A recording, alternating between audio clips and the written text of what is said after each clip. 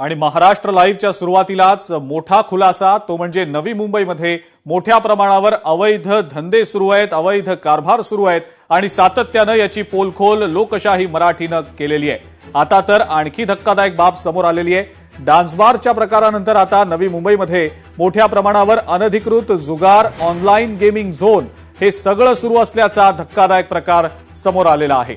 याचे काही exclusive video लोकशाही मराठीच्या हाती आलेले आहेत। या अनधिकृत जुगार अड्ड्यांमुळे, ऑनलाईन गेमिंग झोनमुळे अनेकांचं आयुष्य उद्ध्वस्त झालेलं आहे। आश्चर्याची बाब म्हणजे नवी मुंबई अतिरिक्त पोलीस आयुक्ताच्या हद्दीमध्येच तब्बल 50हून अधिक अनधिकृत ऑनलाईन लॉटरी सेंटर्स आणि अनेक गेमिंग झोन असल्याचा प्रकार आता उघडकीला आलेला आहे। नवी मुंबईच्या डोंगरीपाडामध्ये बेकायदेशीररित्या ऑनलाईन लॉटरी आणि रॉयल गेमिंग झोन सुरू असल्याचे व्हिडिओ लोकशाही मराठीच्या हाती आलेले आहेत। नवी मुंबई पोलिसांची मात्र या सगळ्याकडे डोळेझाक असल्याचं दिसतंय, सपशेल दुर्लक्ष होत असल्याचं समोर येत आहे।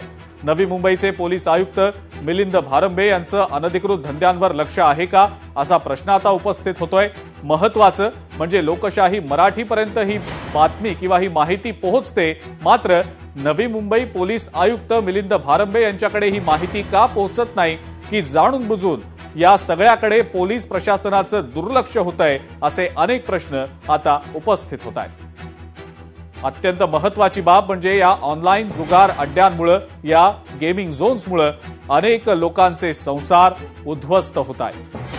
आमच्या लोकशाही मराठीच्या प्रतिनिधी आकांक्षा देशमुख यांनी या सगळ्याचा आढावा घेतलाय, पाहूया।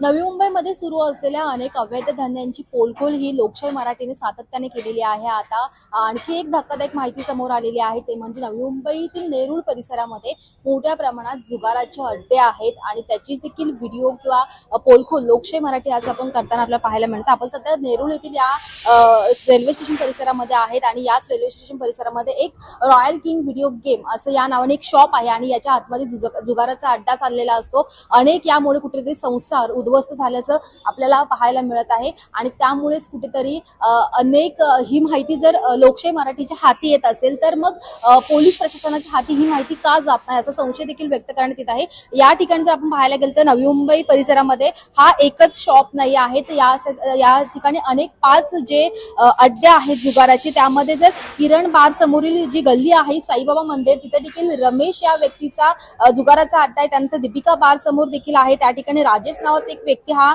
जुगाराचा अड्डा चालवत आहे आणि त्यानंतर साई दरबार बार समोर रुपेश महाडिक हा देखील अड्डा दाखवत आहे आणि शिरवणे बावडी समोर भास्कर अण्णा यांचा एक जुगाराचा अड्डा आहे। खांदेश्वर मध्ये देखील आहेत, तसे म्हणजे विविध ठिकाणी नवी मुंबईमध्ये हे जुगाराचे अड्डे आपल्याला पाहायला मिळत आहेत आणि नवी मुंबईतील फक्त नेरूळ मध्ये 5 जुगाराचे अड्डे आहेत आणि त्यामधून कुठेतरी असं देखील बोललं जातं, ही देखील माहिती समोर आलेली आहे का या ठिकाणी अनेक जे हप्ते वसुली देखील या नावाने केली जाते आणि अनेक संसार उद्ध्वस्त होतात। त्यामुळे आता हे पाहणं महत्त्वाचं असतं की नेरूळ पोलीस स्टेशन किंवा नवी मुंबई पोलीस प्रशासन यावर काय कारवाई करते, हेच पाहणं महत्त्वाचं असणार आहे। व्हिडिओ जर्नलिस्ट सुमित सह, आकांक्षा देशमुख, लोकशाही मराठी, नवी मुंबई।